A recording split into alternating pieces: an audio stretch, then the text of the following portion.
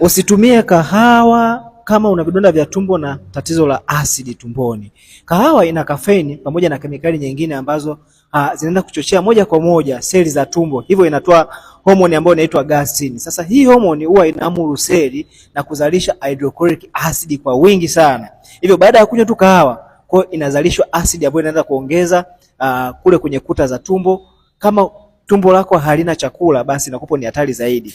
Sasa kwa mgonjwa wa asidi reflux, asidi hii inapoongezeka basi inakutana na tatizo jingine. Yaani kahawa pia huwa inalegeza misuli ya mlango unaotenganisha tumbo na umio, na maanisha na kola chakula. Kwa hiyo inalegea, hali inayopelekea sasa asidi kwa inapanda juu kwa urahisi na kuelekea kooni, hivyo kusababisha kiungulia, moto kifuani na maumivu ya koo mara kwa mara. Sasa mgonjwa wa vidonda vya tumbo pia ukuta wa tumbo tayari unakuwa na jeraha. Kama umeelewa, andika neno nimeelewa kwenye comment hapo, alafu kisha share kwa rafiki yako au ndugu yako mwenye changamoto kama hii.